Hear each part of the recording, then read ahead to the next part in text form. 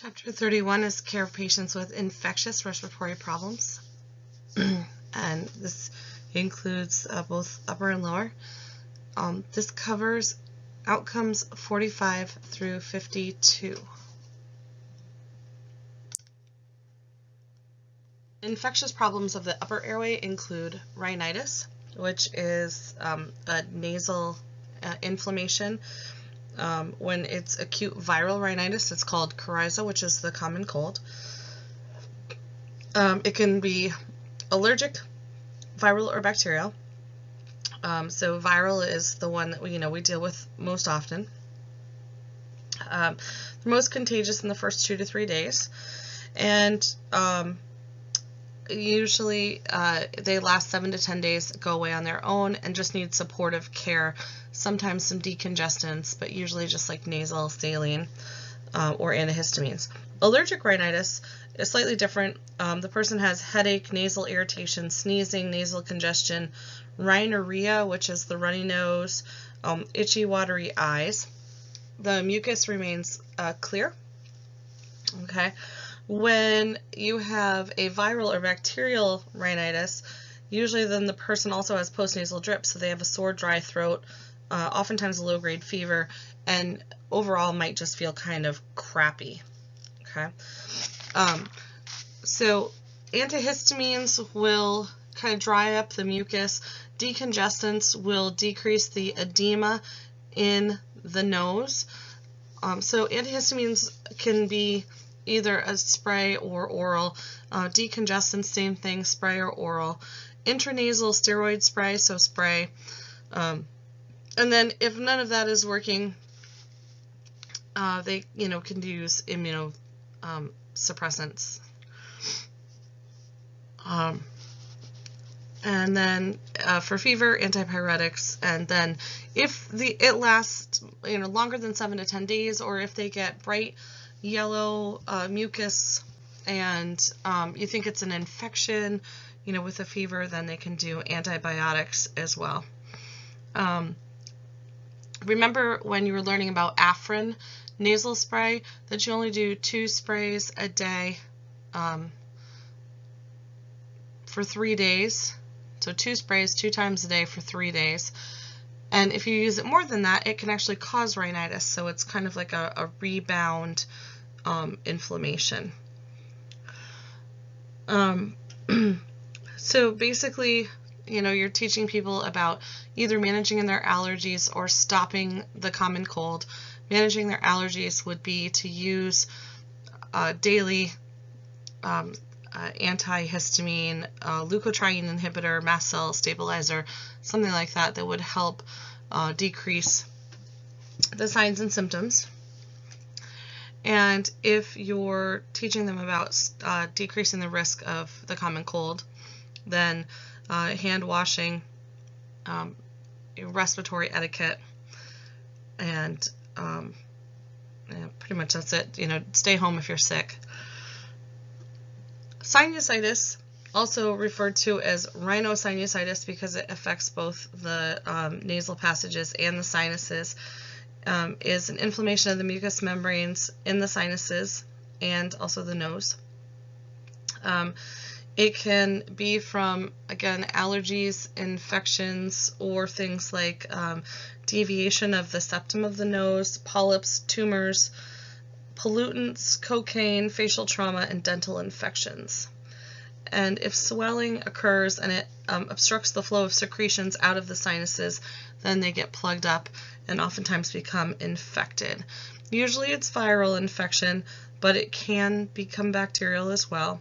And complications from sinus infections that don't get treated include cellulitis of the face, abscesses within the sinus cavities, and that can spread to the brain and cause meningitis.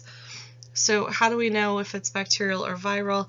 Same thing, we're looking for thick, purulent drainage, so thick yellow drainage, fever, severe pain, and sometimes they culture it. If you work in healthcare and you're getting recurrent sinus infections, they may culture that to see if you have MRSA. We would check for sinus pain, palpating and percussing over the sinuses. And remember that it radiates all over the face. So the orbits, the teeth, the temples, even the back of the head, general facial pain, and down into the jaw. If they do have a nasty infection, they also will get that postnasal drip, and so sore throat is common, fever, redness of the throat, just generalized swelling, fatigue, dental pain, and ear pressure.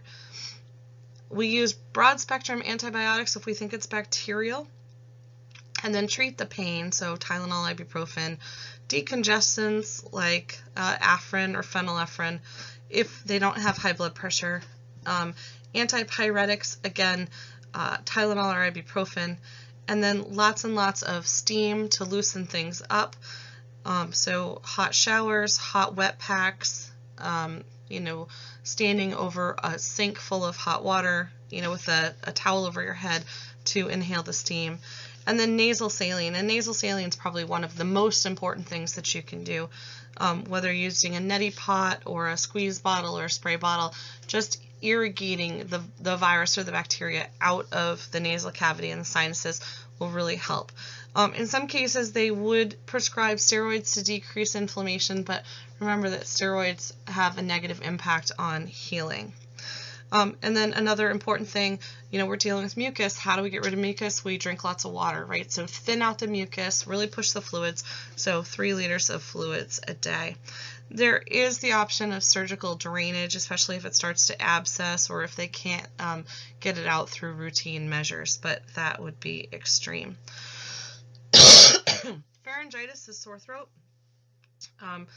and this occurs in, it says 40 million office visits a year. It can be bacterial, viral, trauma, irritants, dehydration, tobacco, alcohol use, GERD, things like that. The most common thing that we see, though, obviously is strep throat, and that's what we're worried about. So that's what we test for, right? We do the throat culture, the throat swab. It presents with soreness and dryness of the throat, pain with swallowing, which is called odynophagia, difficulty swallowing, which is dysphagia, and then fever. It's hard without the culture or the rapid strep test to distinguish between viral and bacterial pharyngitis. Both have redness, enlarged tonsils, and both may or may not have exudate. Bacterial infections specifically have enlarged red tonsils, exudate, petechiae on the soft palate, purulent discharge, and local lymph node enlargement. And on page 585, they talk about the key features of viral versus bacterial pharyngitis, so the low versus the high grade fever,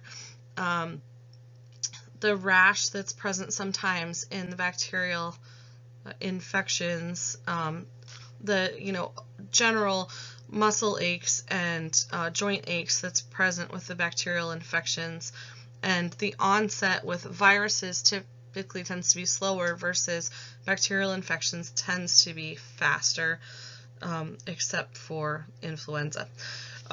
So complications of strep throat, we know, are things like rheumatic fever, acute glomerulonephritis, so kidney problems, peritonsillar abscesses. You can also get a retropharyngeal abscess. It can spread to the ear, so you can get an ear infection, sinus infections, infections of the mastoid, down into the lungs. You can get bronchitis or pneumonia, and you can end up with scarlet fever. So we're pretty quick to treat what we think is a bacterial strep throat to try to avoid long-term complications.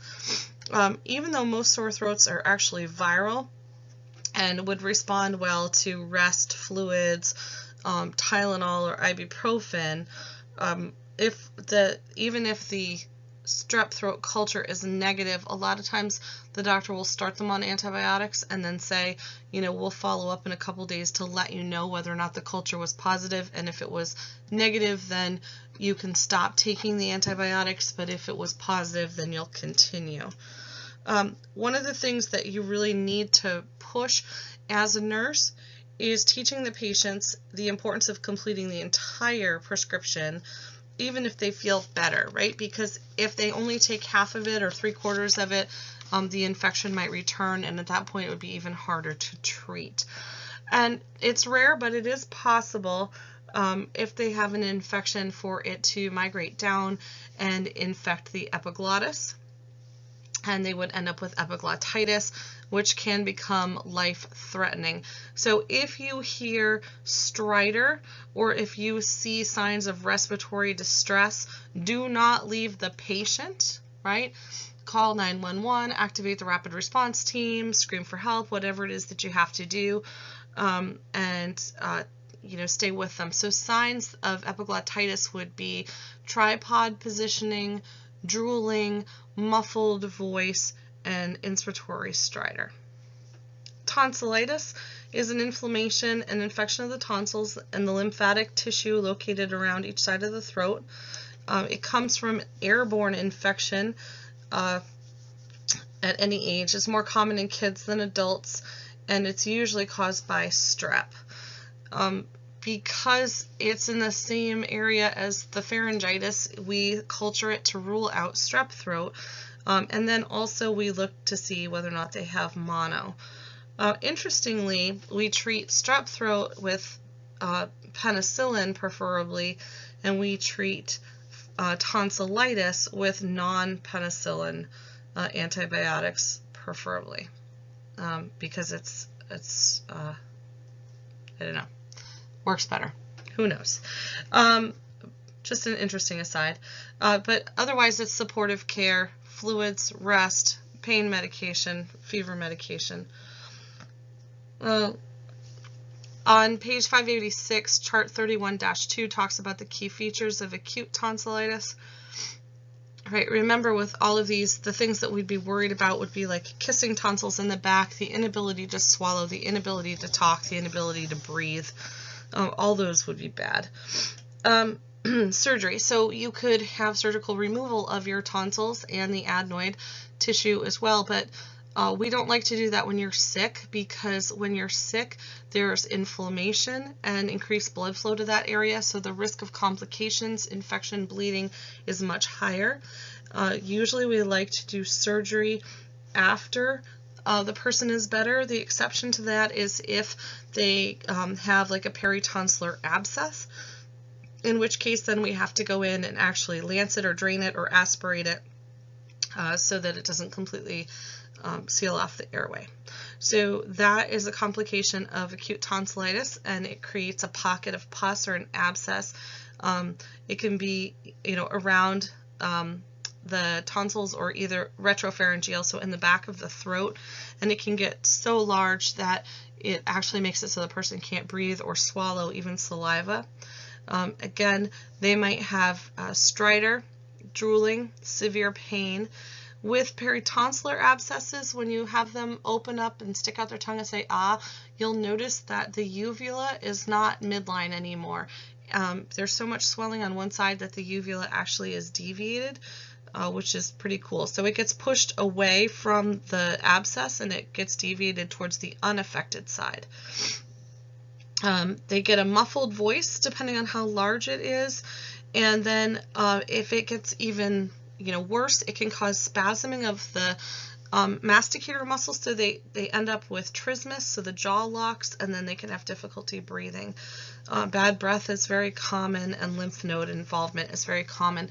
And something that presents very similar to a peritonsillar abscess is actually a blocked salivary gland. So if somebody who has a salivary gland that is obstructed, those get huge and you get tons of facial and neck swelling, and the pain is very similar, but when you look inside, the uvula is not deviated, and that's really one of the biggest key things for you to distinguish between one or the other.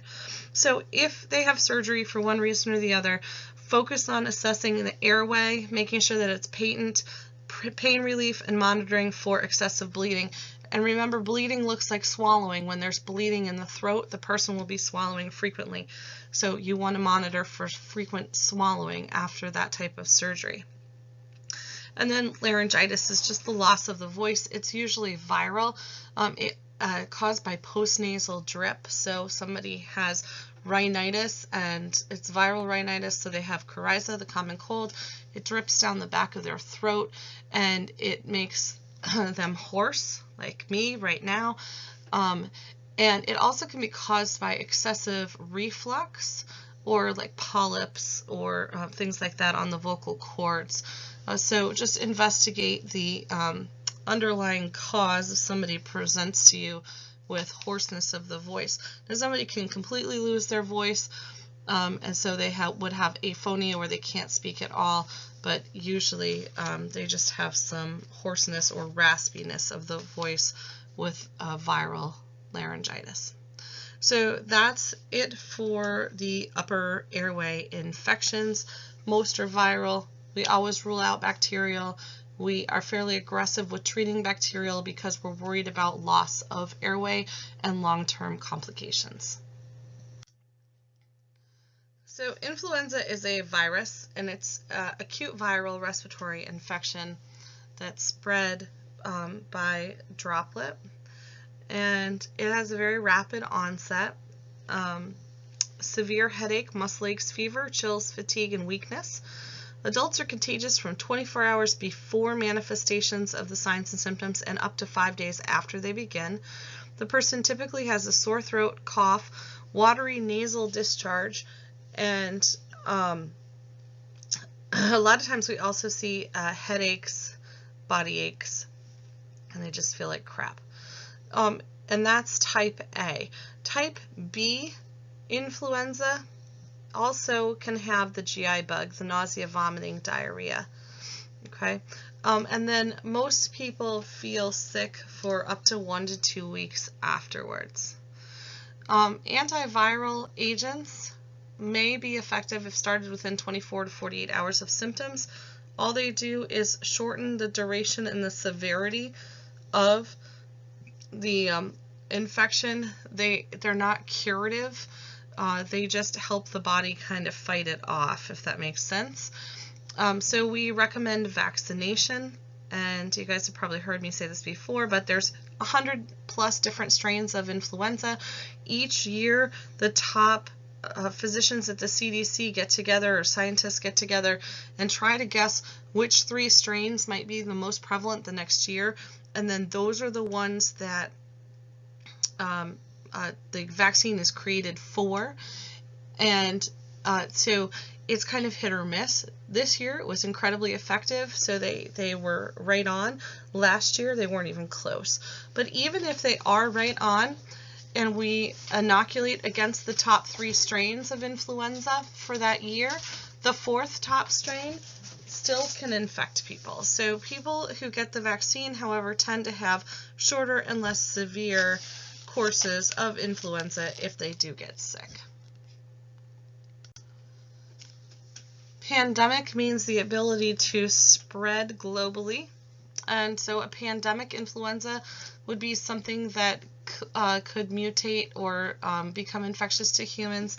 So like the avian flu or the swine flu, right, the H1N1 or SARS. We have to have strict isolation precautions with these, so we tend to wear like the TB masks and go even higher. And then antiviral drugs, so Tamiflu, Relenza, those often do get used in these because these have a higher rate oftentimes of things like the complications. So you can't die from influenza. What you die from are the complications, usually pneumonia. And so when people are dying from influenza, it's usually from development of a pneumonia. And the antiviral drugs oftentimes will help prevent that from occurring. Just as an aside, the excuse me, the avian flu is H5N1, and then the swine flu is H1N1. So you might hear those words used out in practice. So influenza does not cause pneumonia, but it does increase your risk for pneumonia, and lots of things increase your risk for pneumonia, right? So if you're over the age of 65, if you haven't had the pneumonia vaccine, if you haven't had the flu vaccine, if you have any chronic health problems like heart disease, diabetes, COPD, if you're a smoker, if you've been exposed to any sort of respiratory viral or influenza infections, and if you use alcohol, tobacco, or are exposed to large amounts of secondhand smoke, all of those can cause a community-acquired pneumonia. Healthcare-acquired pneumonias then typically are related to either things like aspiration or ET tube or like G-tube feedings. So what happens with pneumonia is there's an infection and it causes an inflammatory response, and we end up with fluid in the interstitial spaces. And so it could be infectious organisms, it could be irritants, you can get like a pneumonitis from aspirating vomit, all of that, you know, not good.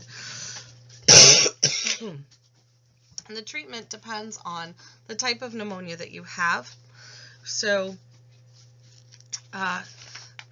we try to get a sputum culture, and if we can't get a sputum culture, then, you know, sometimes they'll go in and actually try to either suction some of it out or, you know, aspirate it out if there's a collection of pus or something in there.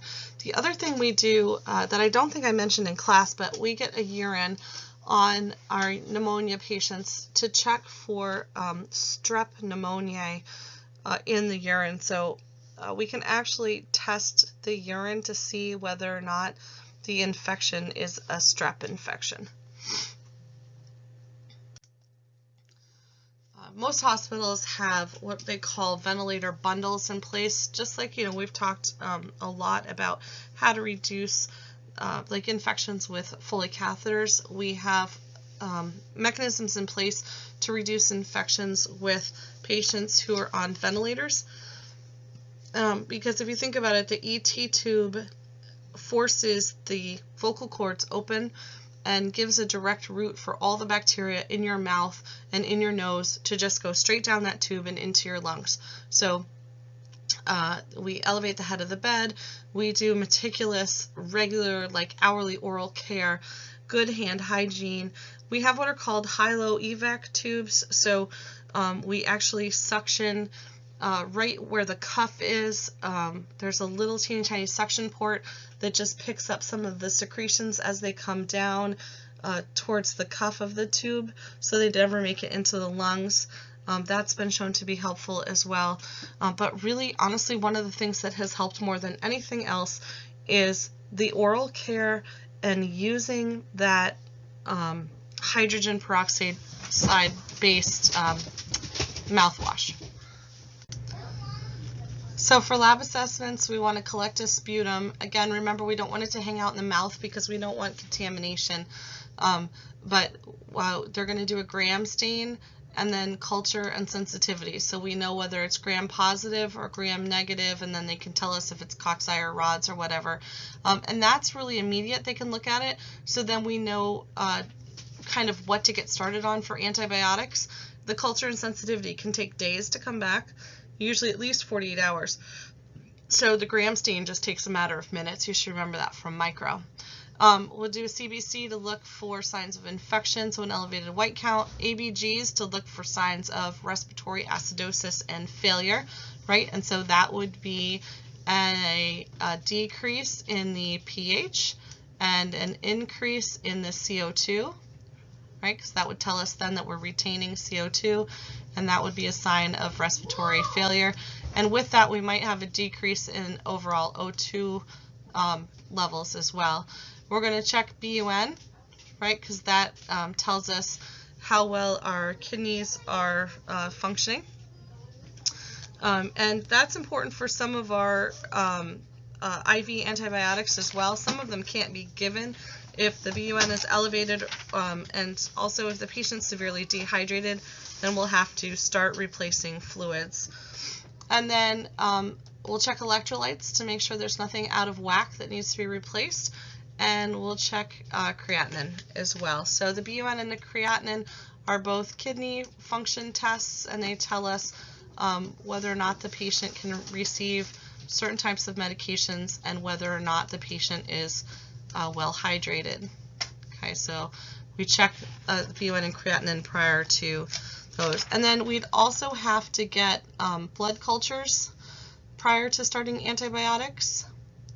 So at least one set of blood cultures, but ideally two.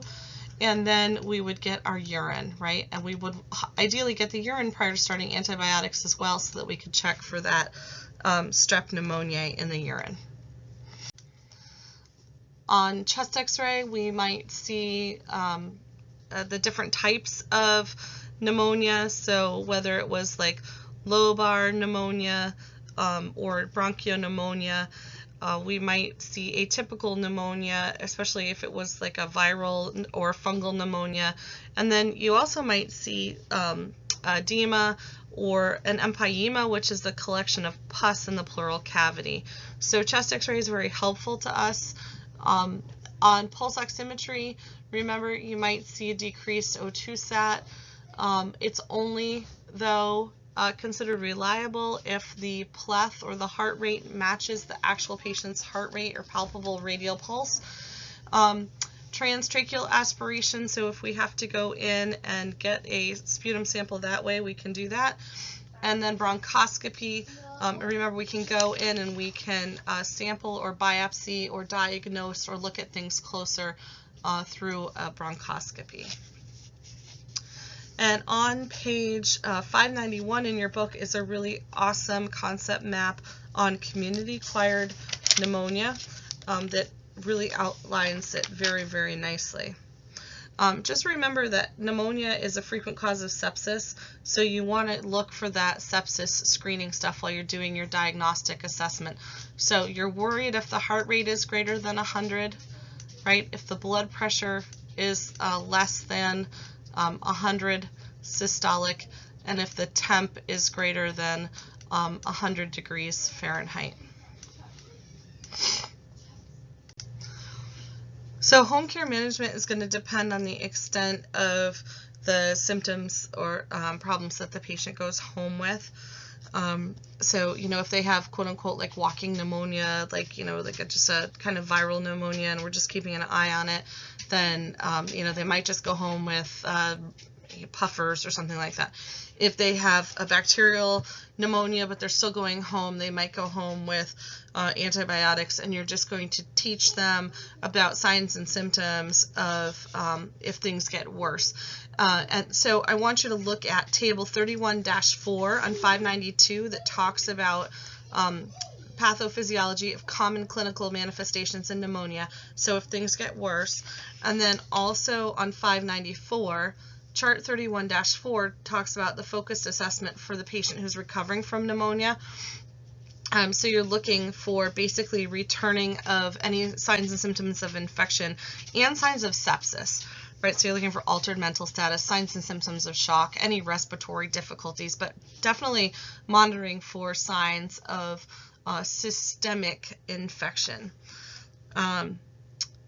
So teach them self-management, always with the antibiotics, that they have to take the whole course, how to use their inhalers if they're using inhalers, how to use like nicotine patches or supplements if they're doing smoking cessation stuff as well, and that's pretty much it. Hook them up with the resources that they need if they have to have any follow-ups. And then talk to them about getting both the flu vaccine and the pneumonia vaccine as well.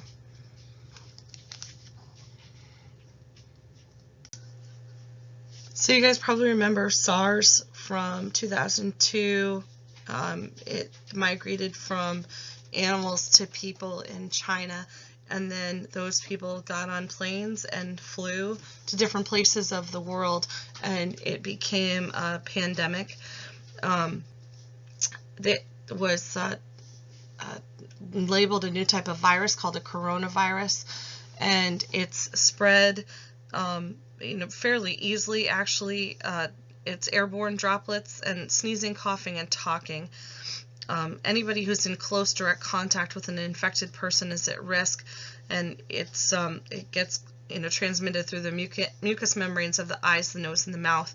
So if you're taking care of somebody with a suspected coronavirus like SARS or MERS, which is the Middle East Respiratory Syndrome that we saw in the Middle East and then in the United States in 2014, you would wear full droplet precaution and airborne precaution. So you would wear mask, gown, eyewear, gloves, the whole 9 yards to protect yourself, because it is incredibly contagious. So pulmonary tuberculosis, once thought to be nearly eradicated, is on the rise. We're seeing it in people who are in contact with untreated people, who have decreased immune function like HIV, people who live in crowded areas like long-term care facilities, prisons, homeless shelters, and mental health facilities, older homeless people, IV drug abusers, chronic alcoholics, especially if they're homeless, lower socioeconomic groups, especially if they live in like multi-generation family homes, and then foreign immigrants, especially from Mexico, the Philippines, Vietnam, China, Japan, and the Eastern Mediterranean countries. And because they tend to live in multi-generational family units. So the risk really comes from being closely cohabitating with somebody who is infected. It's highly communicable, meaning that it's easily spread. If the person who is infected coughs, laughs, sneezes, whistles, sings, the disease becomes airborne, and it's easily inhaled by others. It can be suspended for longer periods of time than some of the droplet-borne one, because it's aerosolized, so it just kind of floats around in the air.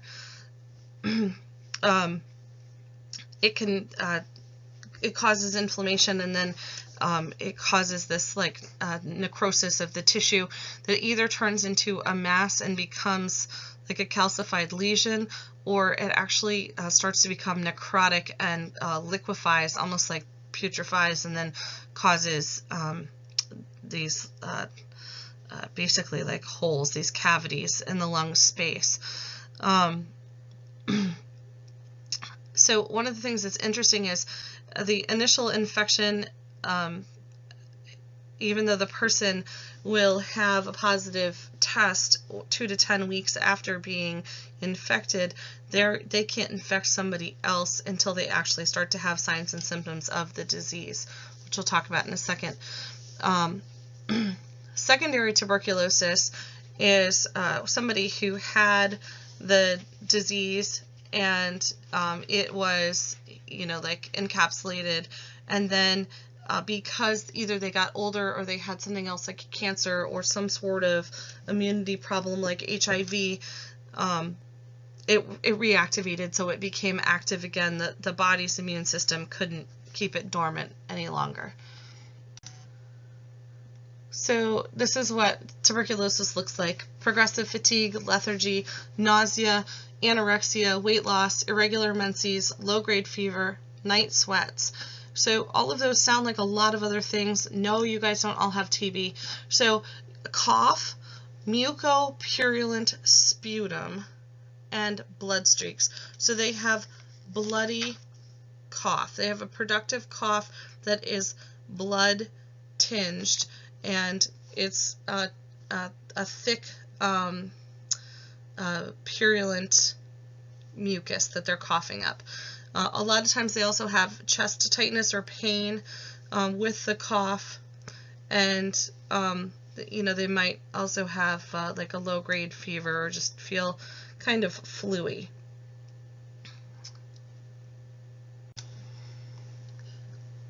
So if we're just doing assessment to see whether or not somebody's been exposed to tuberculosis, we do the PPD, which is the MAN2 test, and that's the purified protein derivative. That's what you guys have to go through. And then we read it typically at 48 to 72 hours later to see whether or not there's any induration.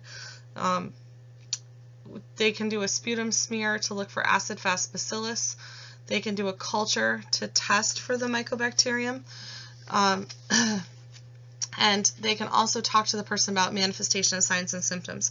Something that's relatively new is what's called the NAA test, which is the fully automated nucleic acid amplification test, and that has a 2-hour turnaround time in places where that's available, which is kind of cool. The CDC currently doesn't recommend annual testing for PPD unless you have been exposed. So if you've had a negative PPD, they actually say you don't have to have your PPD redone unless you've been exposed. And the thought behind that is if you have recurrent PPDs every single year and you work in healthcare for 20 to 30 years, eventually you're going to start testing positive because your body's going to develop an antigen to the PPD test. So we don't do that anymore. One of the things to keep in mind, though, is that people who come from countries where they received the BCG vaccine will test positive on the skin test, so they need to have a chest x-ray and other testing to confirm or deny the presence of tuberculosis. And anyone who's ever had a positive PPD test should have chest x-rays to make sure that they don't develop TB. Now, mycobacterium comes in many forms, not just tuberculosis. So people who work on a farm or people who work with birds oftentimes will test positive. So there's Mycobacterium bovine and there's Mycobacterium avian, and there's other mycobacterium other than tuberculosis that will test positive with a positive PPD because they, worked on a farm or lived on a farm and they were exposed to a different form of mycobacterium, but they never actually had PPD. So it's definitely possible to have false positives with PPD, which is why there's other follow-ups in place. So here is a two-step PPD, and you can see how huge the induration is and the redness on this person's forearm. They're calling this one positive. Obviously, that's much larger than the required positive size, so that's absolutely huge. And it looks like they did 2 steps, so it looks like they did 2 of them to make sure that they didn't get a false positive test. So positive reaction does not mean that active disease is present, but indicates exposure to TB or the presence of inactive dormant disease. Reaction of 5 millimeters or greater is considered positive in a person with HIV, and 10 millimeters or greater in a person who's not immunocompromised. And this is obviously much larger than either one of those. So once they have a positive PPD, they go through chest x-ray to see whether or not they actually have TB, and if they have caseation, or if they have, liquefaction, essentially. If they are determined to have TB and need to be treated, then the treatment is not friendly. So let's talk about some of these drugs. INH, which is the isoniazid, is terrible. All of these drugs are absolutely terrible. So the person takes this on an empty stomach 1 hour before, 2 hours after meals. You can't have any antacids. You need to take multivitamins and B-complex vitamins while you're on it. No alcohol while taking this drug. And they're going to take it either daily or twice a week. The drug itself can cause liver damage, and so you need to monitor for darkening of urine and jaundice. Okay, and then it also increases the tendency to bruise or bleed. And most people who are on INH have to have liver function tests drawn every 3 months. So depending on the extent of the disease, they might be on this drug for anywhere from 6 to 12 months. Rifampin Also a terrible drug. So it stains the skin and urine, and all secretions have a reddish-orange tinge. Soft contact lenses become permanently stained, so they can't wear contacts, so they have to wear glasses instead. It will override oral contraceptives, so they have to use some other form of contraception while taking the drug and for an entire month afterwards so that they don't get pregnant. No alcohol, because again this causes liver damage, and monitor for jaundice, which is really hard to do because your sclera and all of your secretions and everything are already stained orange. So those are the two big ones that we use. Ethambutol also gets used sometimes, and this one can have a dyspyramine reaction with alcohol. So they can have severe nausea and vomiting if they take any alcohol with it. So they should avoid alcohol again. It causes optic neuritis and can lead to blindness. And it increases uric acid formation and will make gout worse if they've ever had gout. So they should increase their fluids. So just think about that. 6 to 12 months they're on these drugs, have to take them either daily or twice a week, and they can cause liver failure, blindness, terrible birth defects, and they make people feel absolutely horrible. So public health nurses tend to follow people that are on these meds to make sure that they remain adherent with the plan. All right. So all first-line drugs for TB damage the liver. No alcohol, right? And anywhere from 6 months. And then at one place in the book it says it could take up to 2 years of treatment. If they have drug-resistant TB, they have to be absolutely adherent to therapy in order to survive and to cure the disease. And they should have what's called directly observed therapy, which means that they might even have to go into the office to take their medications so that it could be documented that they're actually taking their medications. Now, some states like Massachusetts have a law that if you test positive for TB and you're not adherent with your plan, then you can be locked up. So they actually have asylums, for lack of a better word, where they can put TB infected people that have to undergo mandatory treatment, and they can't leave until they're free and clear of their tuberculosis treatment. And that's for public safety. So we don't have that in Vermont, but they do in Massachusetts. One of my friends that works down there actually jokes about the TB bus, where they go around and pick up a lot of the homeless people underneath, bridges and in abandoned buildings and stuff, and drive them in and put them in the TB shelters to treat them, because for either mental health reasons or whatever, they're not adherent with the treatment and they're spreading it to other people. So the last couple of pages in this chapter, 599, 600, and 601, talk about some other conditions. So lung abscesses, and that's basically where you get a pocket of pus from a bacterial infection inside the lung parenchyma, so the lung tissue. And this could be from all sorts of things, oftentimes after pneumonia or an aspiration. A lot of times they have pain with these and they feel terrible.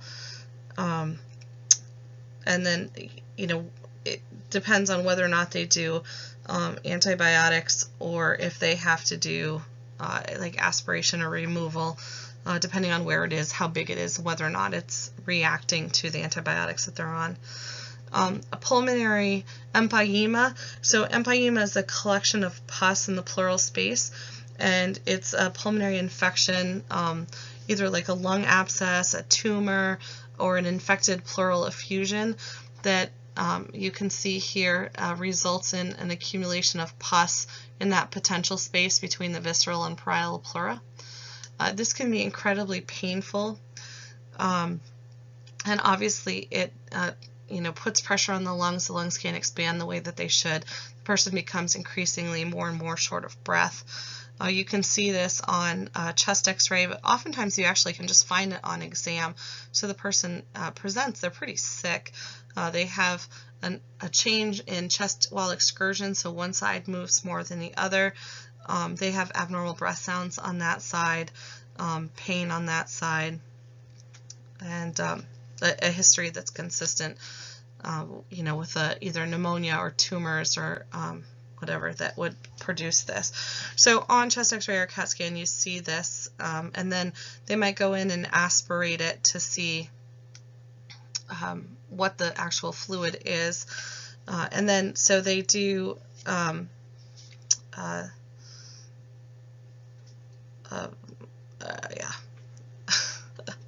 pleurocentesis, right? So they go in and they actually empty the pleurodine. They actually go in and suck this out, and then re-expand the lung, control the infection. They could do sometimes chest tubes. Sometimes they just do like a little Heimlich valve that just kind of hangs underneath there.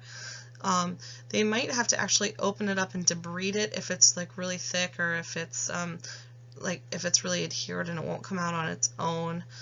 So your care is going to be the same as anybody else that's had any sort of respiratory surgery, right?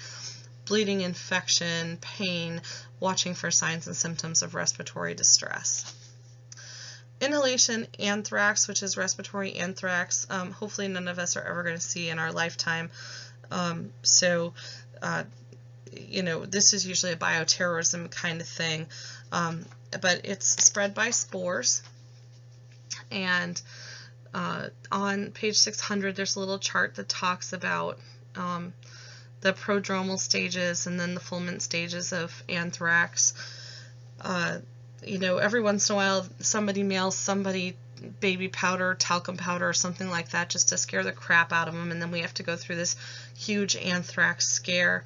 But luckily, we haven't seen anthrax in a long time. And, if it is truly anthrax, it is deadly. It's pretty bad. So it's sensitive to common antibiotics, but like if you just get anthrax, from wherever, it is sensitive to antibiotics. It is treatable, but usually what happens when a bioterrorist creates it is they genetically modify it somehow so that it's resistant, and so then it's very difficult to treat. There is a vaccine for anthrax, but typically only those people who are really high risk for exposure get it because it's limited and it's expensive. Your book also talks about pertussis, right? So pertussis is Bordetella pertussis. You may have dogs and you've gotten Bordetella shots for your dogs, which is kennel cough. Pertussis is whooping cough, right? So cough, cough, cough, cough, cough, and on inspiration, whoop, cough, cough, cough, cough, cough, whoop. And it has to do with stridor. That's inspiratory stridor. So it's a bacterial infection. It's highly contagious. It kills our little babies and it kills our elderly population.